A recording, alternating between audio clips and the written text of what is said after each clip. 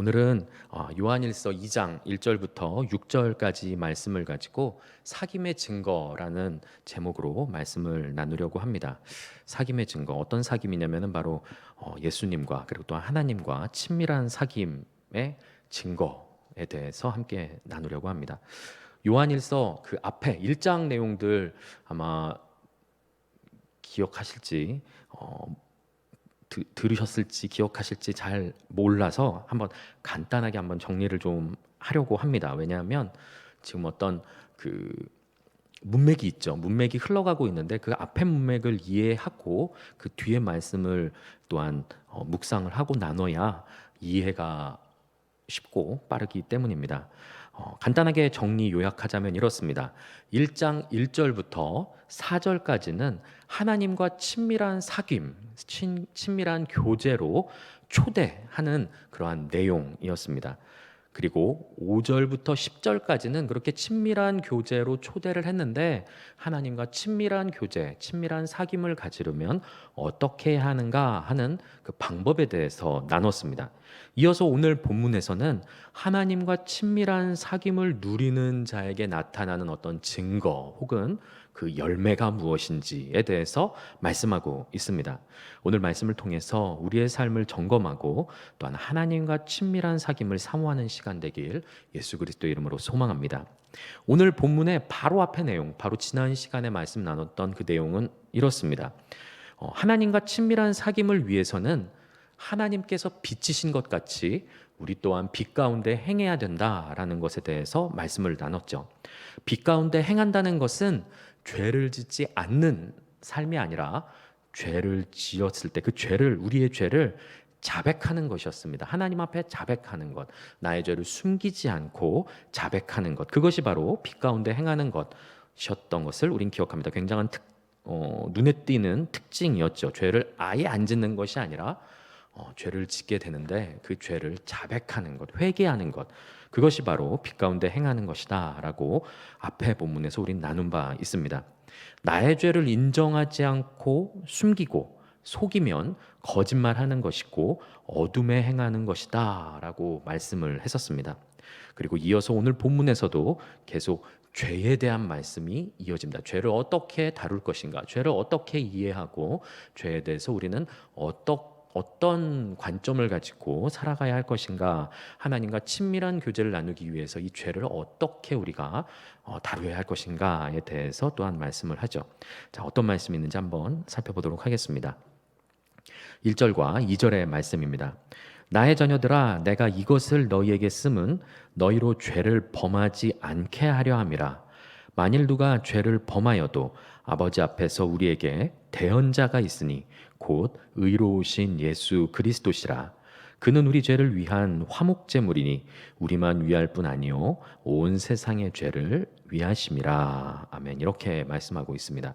오늘 2장 1절 그 첫 부분에서 사도 요한은 이 요한일서 서신을 기록한 또 다른 목적을 밝히고 있습니다. 첫 번째 목적은 내가 너희에게 이것을 쓰면 하는 그런 어떤 기록의 목적이 이미 요한일서 1장 4절에 나타났었습니다. 무엇이었냐면 바로 충만한 기쁨을 누리기 위함이다. 우리가 함께 교제함을 통하여, 여기서의 우리는 하나님 안에서 우리가 함께 교제하는 것이죠. 하나님과의 친밀한 교제, 예수님과의 친밀한 교제, 더불어 그 안에서 형제들 간의, 성도들 간의 친밀한 교제를 통하여 충만한 기쁨을 누리기 위함이다. 우리가 쉽게 말하자면 이 친밀한 교제 가운데 나와오라 초대하기 위한 초대장으로 썼다라고 1장 4절에 밝힌 바가 있는데, 오늘 2장 1절에서 2장 시작하면서 또 다른 목적을 밝히고 있는 것이죠. 무엇이냐면 바로 우리가 너희로 죄를 범하지 않게 하려 함, 즉 우리가 죄를 범하지 않게 하려 한다는 것입니다.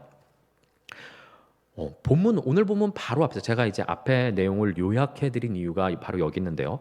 오늘 본문 바로 앞에서 죄를 자백하는 것이 빛 가운데 행하는 것이다 라고 말씀했습니다.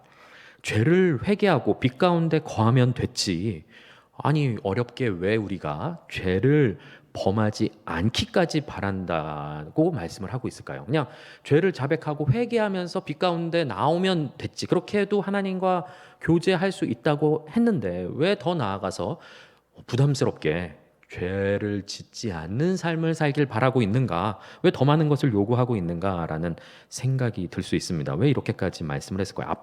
앞에 말은 그냥 듣기 좋은 말하고 진짜 의도는 뒤에 숨겨놨던 것일까요?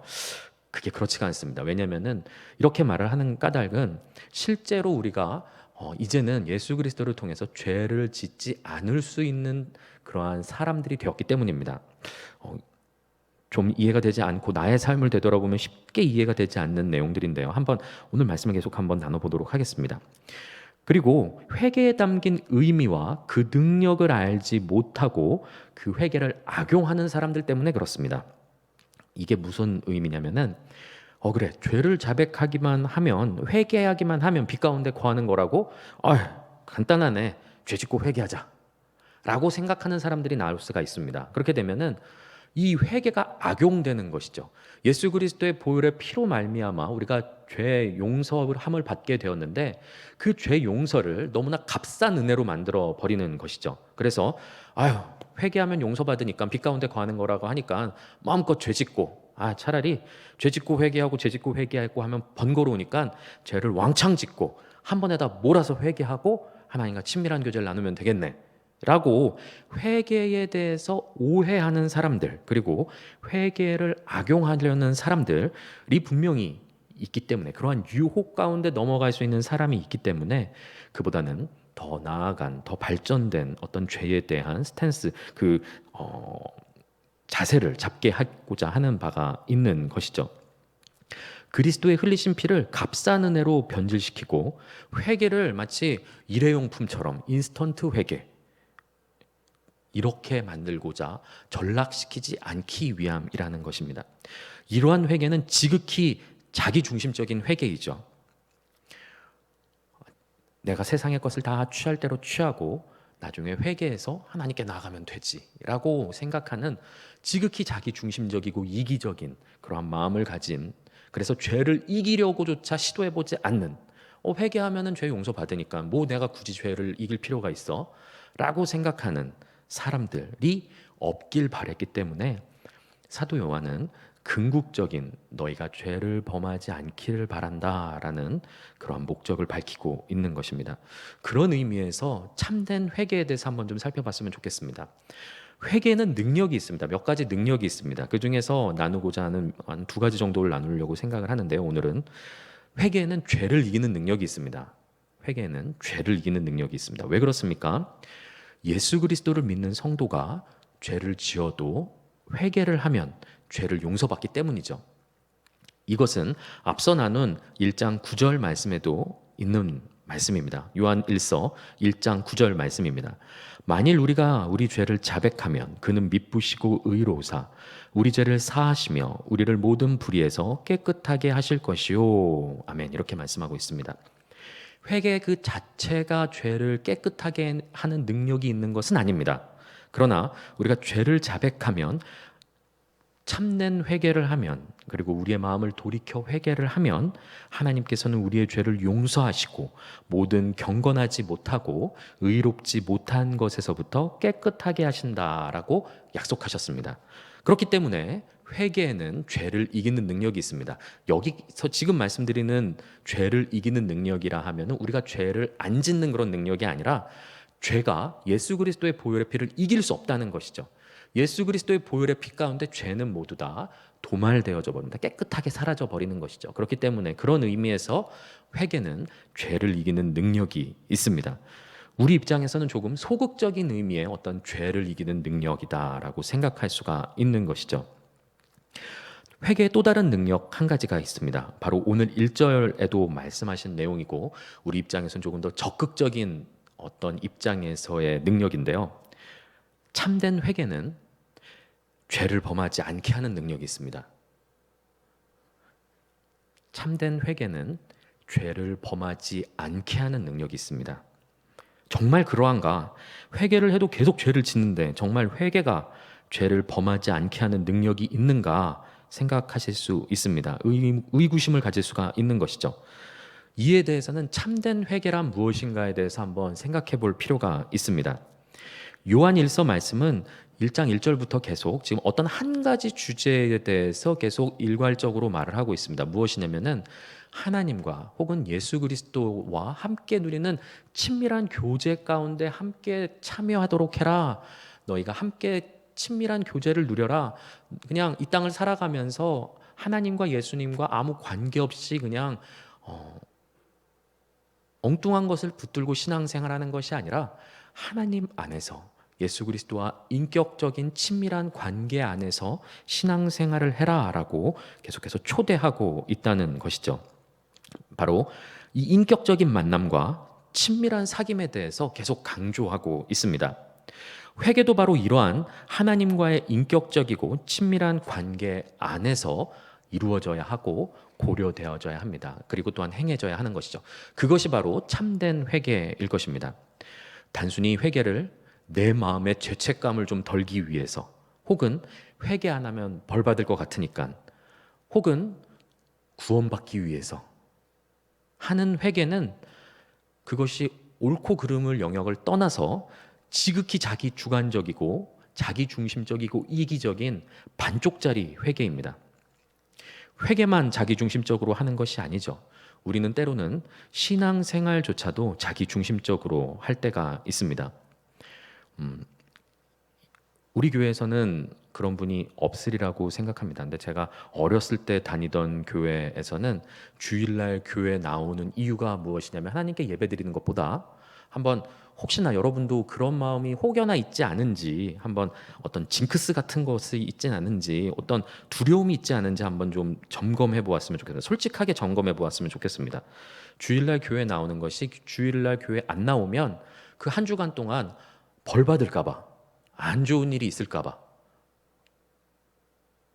나오는 거죠. 11조 안 하면 그 한 달 동안에 11조 액수만큼 어떤 나에게 손해가 벌어지게 되니까 그런 안 좋은 일이 있기 전에 미리 11조 하는 것. 제가 그냥 만들어낸 얘기가 아니라 전에 어렸을 때 다니던 교회에서 직접 들었던 이야기들입니다. 주일날 교회 안 나오면은 왠지 그 한 주간 하나님께 해코지를 당할 것 같은 마음이 든다는 것이죠. 안 좋은 일이 생길 것 같은 느낌이 든다는 것입니다. 하나님을 마치 한 번 예배 안 나오면 해코지하고 막 너 왜 교회 안 나왔어? 막 너 한 번 나쁜 일 좀 일어나 봐야겠다 하는 아주 비인격적이고 저급한 하나님으로 만드는 어떤 그런 왜곡된 신앙을 가지고 있는 경우가 있습니다. 신앙뿐만 아니라 회개뿐만 아니라 신앙도 이렇게 자기 중심적으로 생각하게 되는 경우가 있다는 것이죠. 그렇다면 회개란 무엇입니까? 회개를 성경적으로 한번 생각을 근원을 한번 생각을 해보자면 이것입니다. 인간의 범죄로 인해서 하나님과 인간 사이에는 관계가 깨졌습니다. 이제 막힌 담이 가로막힌 거죠. 막힌 담이 생긴 겁니다.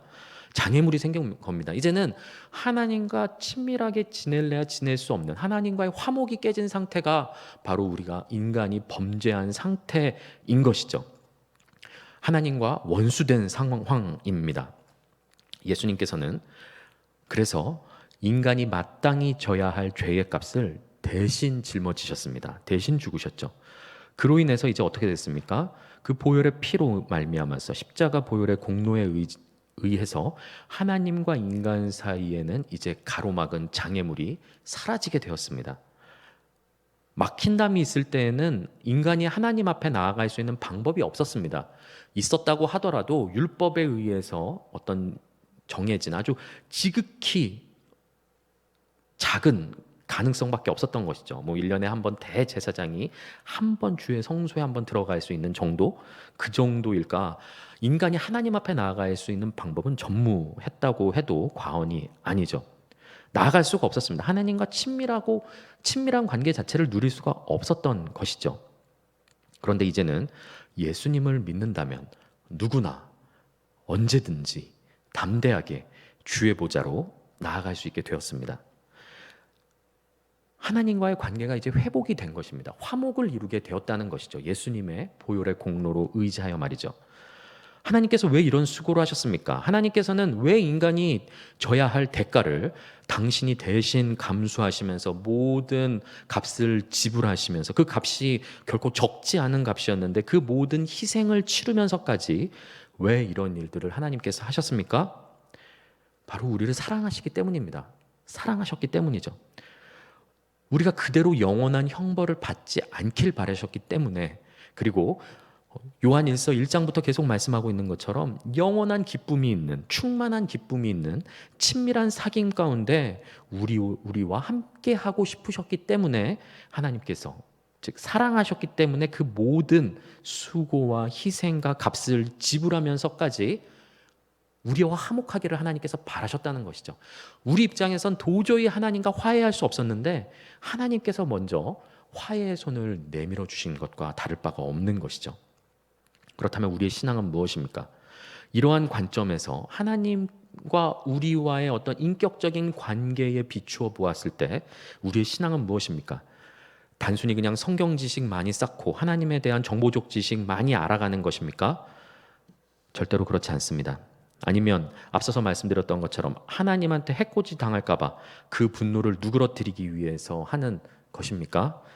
이것은 이방의 비인격적인 우상을 섬기는 우상 숭배자들이나 하는 생각입니다. 그냥 하나님 그냥 막 말이 안 통하고 그냥 분노하고 화를 내니까 그 화를 그냥 누그러뜨리기 위해서 어떤 상호 교통함 없이 나와서 제물 바치고 그냥 헌금 드리고 예배 드리면서 이번 한 주간 안 좋은 일 일어나지 않게 해주십시오. 이거는 그야말로 우상 숭배자들이 품고 있는, 그들이 믿는 우상에게 품는 마음이라는 것이죠. 우리 하나님은 그런 하나님이 아니시라는 것입니다. 하나님과 친밀한 교제를 나누며 순종으로 함께 동행하며 깊이 사랑하는 것, 이것이 바로 신앙이라는 것입니다. 우리가 하는 신앙생활은 하나님의 측면을 빼놓고는 도저히 설명할 수가 없습니다. 하나님과 인격적인 관계를 제하고서는 우리의 신앙, 믿음, 회개, 이 모든 것 생각할 수가 없다는 것이죠. 하나님과 친밀한 교제를 나누며 순종으로 함께 동행하며 깊이 살아가는 것이 바로 우리의 신앙이라는 것이죠. 하나님과 화목하여 친밀한 관계를 누리는 것이 신앙입니다. 자, 그렇다면 회개는 이러한 관점에서 이해를 해야 된다는 것이죠. 자기 중심적인 관점으로 이해하는 것이 아니라 하나님과의 관계 안에서 회개를 이해해야 한다는 것입니다. 단순히 내 마음 편하고, 나의 입장에서 나 주관적으로 이기적으로 그냥 내 마음 편하고 내가 구원받고 내가 벌 안 받고 하는 그런 수준이 아니라 나를 지극히 사랑하셔서 자신의 본체이신 독생자 그 아들까지 내어주시기까지 사랑하신 그 사랑을 먼저 받아, 그리고 깊이 은혜를 누리는 것이죠. 너무나 감사한 거죠. 너무나 감격이 되고 감동이 되어서 이제는 나도 그분께 감사하며 그분을 깊이 사랑하는 관계 가운데 들어가는 것, 이것이 신앙이라는 것입니다. 그냥 단순히 신앙생활 오래 해서 성경 지식 많이 알아가지고 뭐 질문하면 탁탁 담 튀어나오고, 어떤 사람이 뭐 이렇게 행동하는 거 보면 저 사람 성경적으로 잘못했네, 죄가 있어, 말 잘못해서 실수했네, 사람 믿는 사람이 저렇게 해서는 안 되지, 이렇게 해야지, 믿는 사람이랑 이렇게 살아가야지, 말만 번지르르하게 그렇게 어떤 지식만 쌓고 있는 그러한 것이 신앙이 아니라 실제적으로 하나님과 친밀한 관계를 누리고 있느냐, 그 교제 가운데 들어가서 하나님과 동행하고 있느냐, 이것이 요한일서에서 말씀하고 있는 참된 신앙의 모습이라는 것입니다. 이 땅에서 형통하고 건강하고 많은 것을 누리는 것이 복이 아니라 하나님과 인격적인 깊은 교제와 사귐을 누리는 것이 바로 우리 그리스도인들이 바람하지 않는 복이라는 것입니다. 자, 그렇다면 원래 질문으로 다시 돌아와서 회개는 그럼 무엇입니까? 내가 그냥 구원받고 내 마음 편해지기 위해서 벌받지 않으려고 하는 수준의 것이 회개가 아니라, 나를 너무 사랑하시고 또한 나 또한 그 사랑에 감격하여 감사하여 나도 너무나 사랑에 맞이하지 않는 하나님과의 관계가 내가 지은 죄 때문에 어색해지는 것이 싫고, 그리고 화목이 깨지는 것이 싫어서 잘못을 솔직하게 고하고 용서를 구하는 것이 바로 회개입니다. 바로 하나님과의 친밀한 관계에 기초하여서 회개를 이해해야 된다는 것이죠. 왜냐하면 회개의 의미가 원래 그런 것이니까요. 예수님께서 이 땅에 오신 이유가 바로 그것이니까요. 하나님과 친밀한 관계 회복, 화목해 하게 되는 것. 우리가 하나님과 화목해 되고 이웃과 화목해 되고 나 스스로와 화목하게 되고 자연과 화목하게 되는 것. 이 땅에 있는 모든 막힌 담을 허무신 것이 바로 예수님께서 이 땅에 오신 목적이라는 것입니다. 자, 바로 이러한 관점으로 하나님과 친밀한 교제라는 관점 안에서 회개를 하면 어떻게 됩니까? 지금 어디서부터 얘기가 진행되고 있냐면은 회개에는 죄를 이기는 능력 그리고 회개에는 죄를 범하지 않는 능력이 있다라는 것에 대해서 지금 계속 이야기를 나누고 있는 것이죠. 그러면서 이제 왜 회개가 죄를 범하지 않게 하는 능력이 있는가에 대해서 설명을 하고 있는 것이죠. 이렇게 하나님과의 친밀한 교제라는 관점에서 회개를 하면 어떻게 되냐면은 하나님을 싫어하시는 것 하는 것이 고통스러워집니다. 그리고 하나님께서 기뻐하시는 것을 행하는 것이 나의 행복이 되는 것이죠. 그래서 그 결과 조금씩이지만 한 번에 단번에 모든 것이 변하진 않겠지만 조금씩 조금씩 하나님을 기억하면서 내가 말하는 것, 나의 삶 가운데서 내가 말하는 것, 내가 행동하는 것 하나하나 하나님과의 인식하면서 살게 된다는 것이죠. 그냥 주일날 교회에 왔을 때, 교회에 들어왔을 때만 하나님 믿는 사람으로 사는 것이 아니라 나의 삶의 모든 순간 가운데 하나님을 인식하면서 하나님과의 친밀한 관계를 맺기 위해서 하나님을 인식하면서 살게 된다는 것입니다. 그러니 하나님께서 싫어하시는 것을 하게 되면 내 마음 가운데 어려움이 있습니다. 왜 그렇습니까?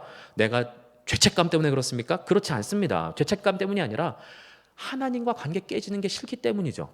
하나님과 화목이 깨지는 게 싫기 때문에 그렇습니다. 하나님과 정말 너무나 어렵게 화목함을 이루었는데 그 친밀한 관계 깨지는 게 너무나 싫으니까 하나님께서 싫어하시는 것 하기가 싫어지는 것이고 조심스러워지는 것입니다.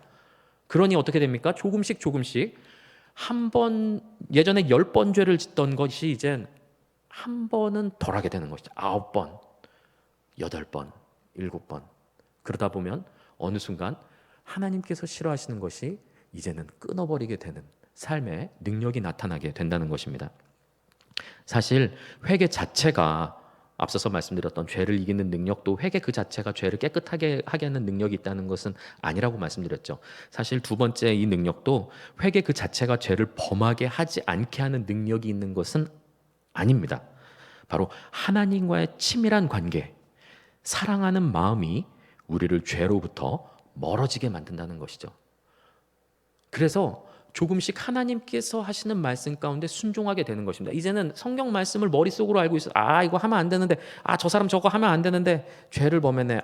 저런 연약한 사람 같으니라고. 믿음이 이렇게 없어. 믿는 사람 신앙생활 얼마 했는데 저런 실수를 해라고 정죄하는 것이 아니라 그 말씀을 통해서 하나님과 나와의 친밀한 관계를 계속해서 조명하게 된다는 것이죠.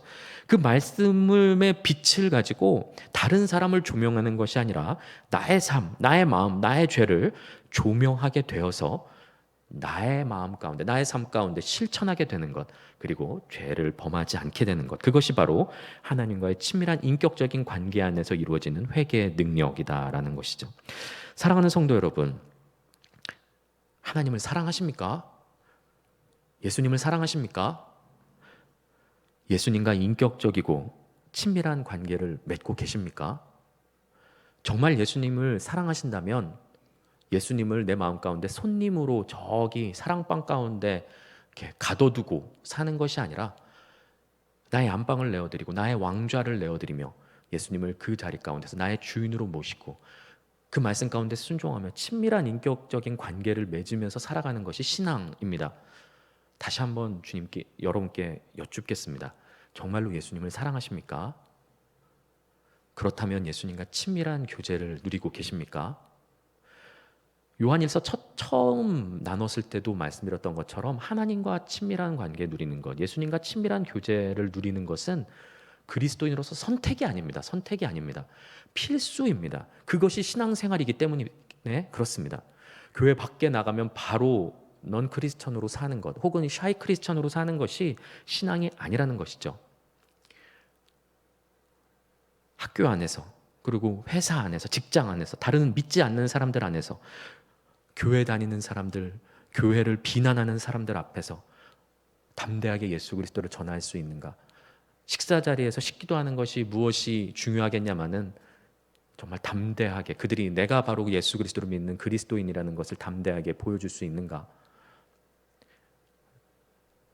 제가 이제 차세대 때 섬길 때 이제 농담반 진담반으로 항상 이렇게 예화를 들어서 하던 이야기가 있는데, 샤이 크리스찬, 예수님을 믿는 것이 부끄러워서 세상 가운데 사는 사람들 어떻게 합니까? 사람들 모인 곳에서 식기도 할 때도 이렇게 합니다.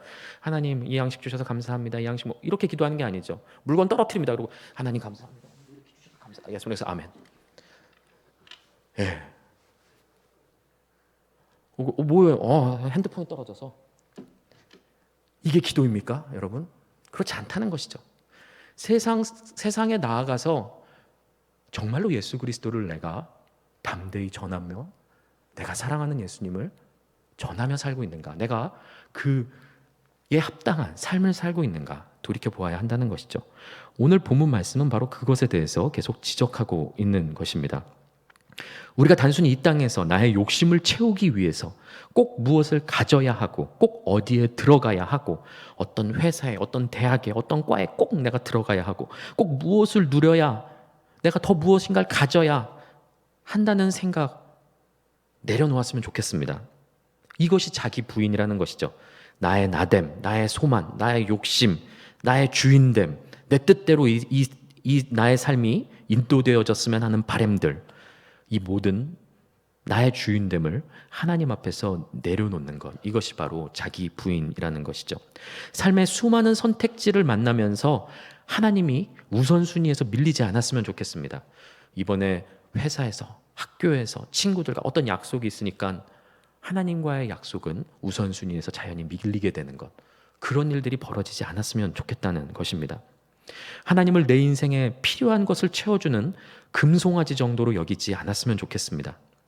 주님 한 분만으로 만족한다는 그 고백이 우리 삶의 진실된 고백이 되었으면 좋겠습니다. 사도 요한은 요한일서 처음부터 하나님과 인격적이고 친밀하고 기쁨이 가득한 이 교제 가운데 들어오라고 계속해서 우리를 권면하고 있는 것입니다. 이런 것 없이 그냥 말씀 듣고 자극받아서 나의 의지로 그래 이번 한 주간 내가 이 말씀에 순종하면서 살아봐야지, 나의 의지를 다져보고 나의 결단대로 어떻게 해보려고 하지만 그게 됩니까? 그렇지 않습니다. 왜 그렇습니까? 지금 나의 의지도 이미 나의 죄성으로 인해서 타락했습니다. 이미 작심삼일이죠. 하나님 뜻에 순종하려고 해도 내 의지로는 그 뜻 가운데 순종하며 살아갈 수 없다는 것입니다. 항상 내 삶 가운데 예수님을 기억하며 인식하며 함께 동행하며 친밀한 관계를 유지하면서 성령의 도우심을 구하는 것, 그것이 우리가 바로 조금씩 변해져 가야 할 성화의 길이라는 것입니다. 자, 그런데 그 다음 말씀을 보니까 하나님을 이렇게 깊이 사랑하며 친밀한 사귐을 누리면서도 죄를 범하지 않으려고 해도 우리는 넘어지고 실수할 수 있는 존재라는 것을 사도 요한은 바로 인정을 합니다. 하지만 그럴 때에 우리는 자기 책망과 좌절감에 빠질 필요가 없습니다. 지금 이 마음은 앞서 설교 초반에 말씀드렸던 것처럼 죄 짓고 또 회개하면 되지 하는 마음과 전혀 다른 마음입니다. 지금 어차피 어차피 회개해도 또 그 넘어질 거 그냥 또 한 번 여러 번 죄 짓고 한 번에 회개해야겠다.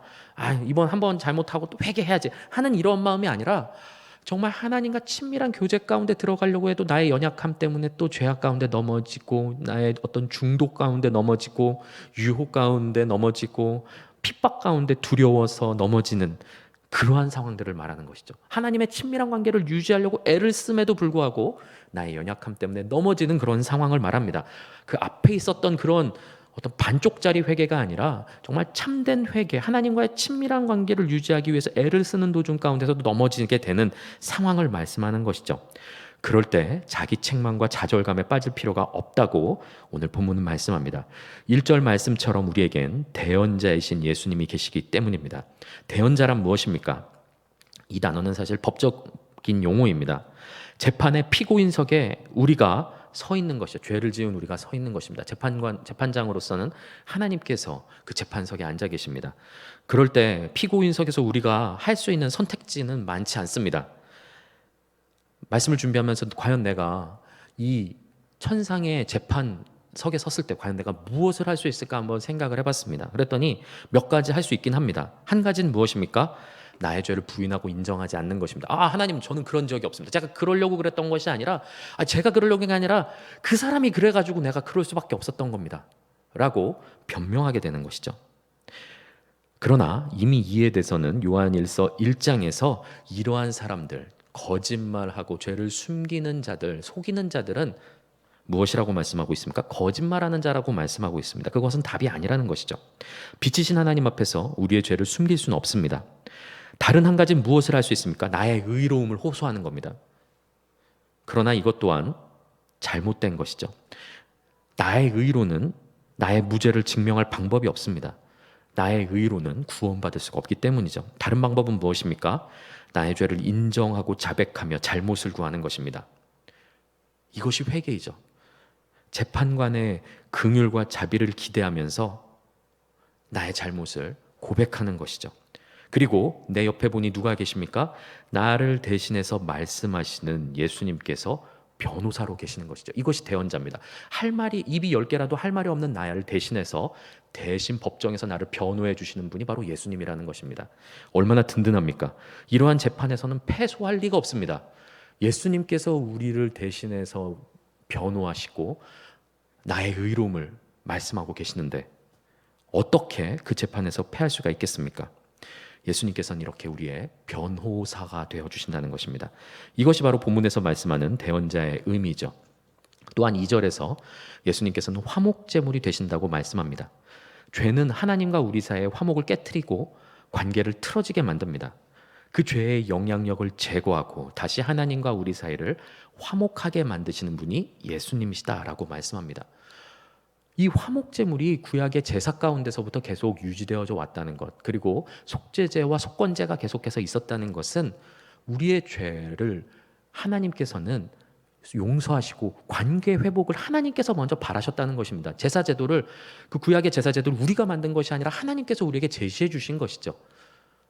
하나님께서는 그렇게 우리와 관계 회복하기를 열망하고 계신다는 것입니다. 우리는 신앙생활을 할 때 바로 이 하나님과의 친밀한 관계 안에서 모든 것을 생각해 보아야 한다는 것이죠. 그렇게 살아가야 한다는 것입니다. 그 죄의 영향력을 모두 다 제거하고 다시 하나님과 우리를 화목하게 만드시는 분이 예수님이십니다. 우리는 이 은혜에 감사하고 하나님과 친밀한 교제 안에 머물러야 하는 것이죠. 회개는 내가 사랑하는, 세상을 사랑하는, 그 죄를 사랑하는 것을 악용하는 도구로 사용해서는 안 된다는 것입니다. 회개를 내가 죄짓고 회개하고 죄짓고 회개하는 그 용도로 악용을 해서는 안 된다는 것입니다. 사랑하는 성도 여러분, 세상에서의 성공과 쾌락, 욕심, 자랑보다 하나님과 친밀한 교제 누리기를 사모하시길 바랍니다. 하나님 앞에서 문제 해결을 받았다면 이제 그 하나님과 깊은 사랑의 교제, 그리고 빛 가운데 거하면서 세상의 빛으로서 사명을 감당하시길 예수 그리스도 이름으로 축복합니다. 3절부터 6절까지 말씀이죠. 우리가 그의 계명을 지키면 이로써 우리가 그를 아는 줄로 알 것이요 그를 아노라 하고 그의 계명을 지키지 아니하는 자는 거짓말하는 자요 진리가 그 속에 있지 아니하되 누구든지 그의 말씀을 지키는 자는 하나님의 사랑이 참으로 그 속에서 온전하게 되었나니 이로써 우리가 그의 안에 있는 줄을 아노라. 그의 안에 산다고 하는 자는 그가 행하시는 대로 자기도 행할지니라. 아멘. 3절 말씀에서 말씀하고 있는 그의 계명, 그의 말씀, 그가 행하는 대로. 여기서 그는 누구일까요? 문맥상으로 보건대 예수 그리스도이신 것 같습니다. 왜냐하면 1절에서는 예수 그리스도시니라 라고 말씀하신 다음에 2절부터 계속 그는이라고 계속 말씀하고 있죠. 그런 것으로 보았을 때 3, 4, 5, 6절의 그는 아마도 하나님이시기보다는 예수님이신 것 같습니다. 그리고 3절 마지막에 그를 안다 해서 안다는 것은 전에도 말씀드렸지만 지식적, 정보적으로 아는 것이 아니라 경험적으로 아는 것입니다. 친밀한 관계 안에서 경험적으로 아는 것을 말씀하는 것이죠. 예수님을 아는 사람, 예수님과 사귐을 맺는 사람은 어떤 사람인가? 바로 오늘 3절 말씀에서는 예수님의 계명을 지키는 사람이다 라고 말씀하고 있습니다. 이 계명 무엇입니까? 계명, 좁게는 예수님께서 주신 새 계명입니다. 요한복음 13장 34절과 35절에서 주신 새 계명이죠. 새 계명을 너희에게 주노니 서로 사랑하라. 내가 너희를 사랑한 것 같이 너희도 서로 사랑하라. 너희가 서로 사랑하면 이로써 모든 사람이 너희가 내 제자인 줄 알리라 하셨던 바로 이 계명을 좁은 의미에선, 여기서 말씀하는 계명은 바로 좁은 의미에선 바로 이 사랑하라라는 계명을 말씀하는 것 같습니다. 하지만 또한 넓은 의미로는 공생의 기간 동안에 가르치신 모든 말씀과 그에 준하는 명령을 의미하는 것이죠. 자, 예수님의 이 세 계명은 본문 방금 읽었던 3절부터 6절의 배경으로 아주 녹아져 있다는 것을 알 수가 있습니다. 사도 요한이 말씀하는 예수님의 계명은 분명히 서로 사랑하라라는 명령을 암시하고 있습니다. 왜냐하면 오늘 이제 뒤에 이어지는 7절부터 말씀, 오늘 본문까지는 아니고 다음에 기회가 된다면 나누게 될 7절 본문부터 시작되는 말씀이 바로 형제를 사랑하라라는 말씀이기 때문이죠. 형제 사랑에 대해서 말씀하고 있습니다. 자, 그래서 오늘은 이제 그 사랑하라에 대한 말씀은 다음 기회가 있다면 그때로 미루도록 하고, 오늘 말씀에서 말씀하고 있는 순종하라라는 말씀에 대해서 좀 나눠보고자 합니다. 자, 4절 말씀을 보니까 예수님을 알고 친밀하다고 하면서 그 명령을 지키지 않는 사람은 거짓말하는 사람이고 진리가 그 속에 있지 않다고 말씀합니다. 자, 이것은 좀 뭔가 기억이 나는 것 같습니다. 왜냐하면 1장 6절과 8절에서도 말씀하는 어둠에 행하는 자의 묘사와 매우 유사하기 때문입니다. 죄를 인정하지 않는 자가 어떤 사람이었냐라는 설명과 굉장히 유사하다는 것이죠. 즉 무엇을 의미합니까? 하나님의 뜻을 알고 지키지 않는 사람은 어둠에 행하는 자와 동일하다는 것입니다. 어둠에 행하는 자라는 것, 빛에 속한 자가 아니라는 것이죠. 왜냐하면 어둠에 속하는 자의 묘사와 오늘 하나님의 말씀을 듣고 행하지 않는 자와 묘사가 거의 유사하기 때문이죠. 거의 동일합니다. 즉 어둠에 행하는 자는 듣고 알긴 하지만 순종하지 않는 자, 행하지 않는 자 또한 어둠 가운데 행하는 자라는 것이죠. 말만 번지르르게 하면서 모든 것을 다 아는 척 말하면서 다른 사람들의 언행을 평가하기 좋아하는 사람들이 있습니다. 이야기를 들어보면 모두 옳은 말들입니다. 그래서 모든 것을 아는 사람 같습니다. 때로는 마치 자신이 하나님인 것처럼 다른 사람들을 판단하고 심판까지 다 합니다. 그런데 그 삶을 들여다보면 순종과 행함이 없습니다. 사랑도, 긍휼도, 자비도, 겸손도, 순종도 없습니다. 이런 사람은 하나님께 속한 사람이 아니라는 것이죠. 결코 지식적으로 많이 아는 것이 빛에 속한 증거가 아니다라는 것을 기억하시기 바랍니다. 많이 아는 것이 하나님께 속한 사람이 아닙니다. 아는 바를 순종하고 행하는 자가 하나님께 속한 자다라고 오늘 말씀하고 있습니다. 그럼 예수님 안에 있는 사람은 어떤 사람인가? 이미 말씀드렸지만 5절 말씀에 말씀하죠. 그의 말씀을 지키는 자라고 말씀합니다.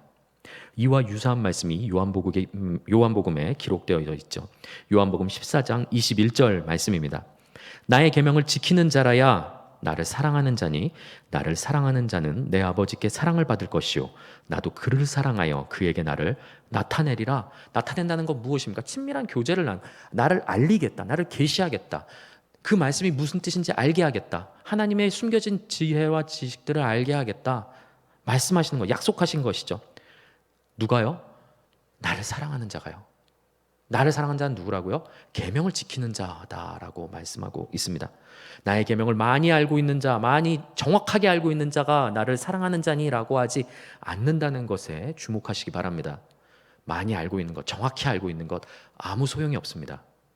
알고 있는 것을 순종하고 있는가, 행하고 있는가, 그것이 오직 유일하게 내가 하나님께 속하고 있는가, 속하지 않는가를 증명할 유일한 증거입니다.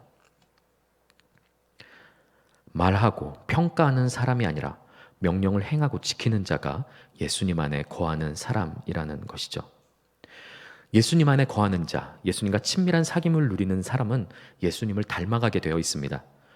왜냐하면 그 안에서 무너지고 왜곡된 하나님의 형상이 회복되기 때문입니다. 그러니 6절 말씀처럼 예수님 안에 거하는 사람들은 예수님께서 행하시는 대로 행하게 됩니다. 닮는 것이죠. 닮는 것. 예수님을 닮는 것입니다. 누가요? 예수님을 사랑하는 사람이요. 사랑하는 사람은 어떻게 하는 사람이라고요? 많이 알고 정확히 하는 사람이 아니라 행하는 사람이요. 행하는 사람.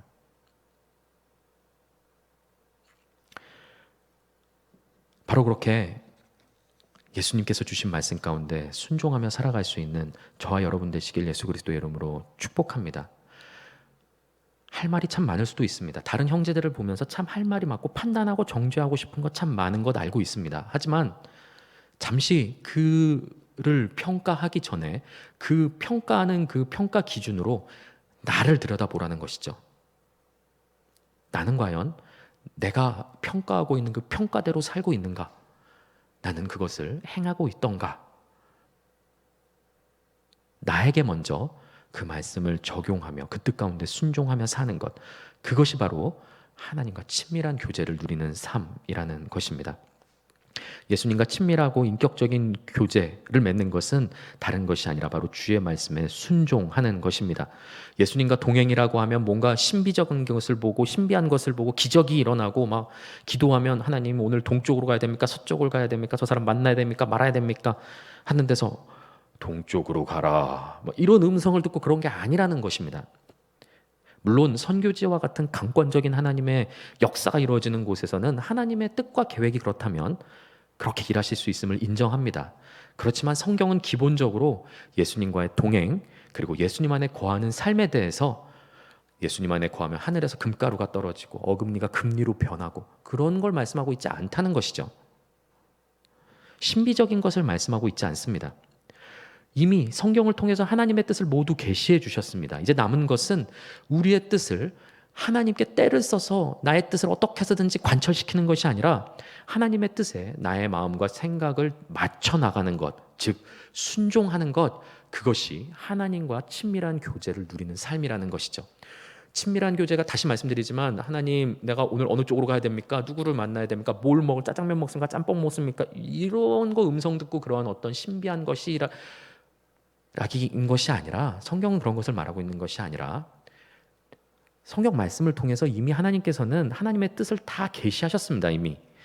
그런데 굳이 또 오늘 내가 무엇을 하며 살아야 됩니까? 하나님의 뜻을 알려주시옵소서 하는 것이 하나님과의 교제가 아니라 이 말씀 가운데 있는 주의 말씀 가운데 믿음으로 받아 순종하는 것, 그것이 동행하는 것이고 친밀한 교제, 인격적인 교제를 나누는 것이라는 것이죠. 사랑하는 성도 여러분, 예수님을 사랑하십니까? 그리고 예수님과 친밀한 교제를 누리고 계십니까? 만약에 이 질문에 담대하게 대답하기 어려운 분이 계시다면 이 밤 가운데 예수님과의 친밀한 교제를 사모하시길 바랍니다.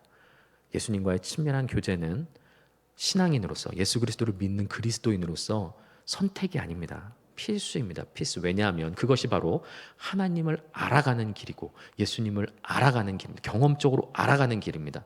요한복음 말씀 가운데서 영생이 곧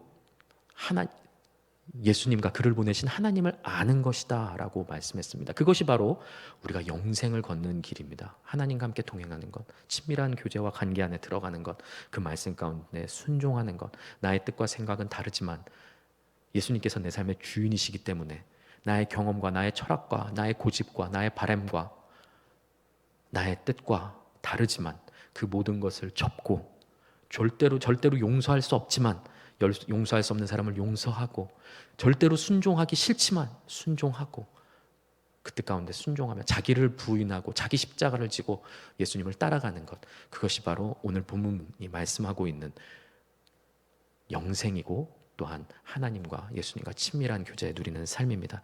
이렇게 예수님과 친밀한 교제를 사모함으로 항상 동행하며 사시는 저와 여러분 되시길 예수 그리스도의 이름으로 소망합니다. 함께 찬양하겠습니다.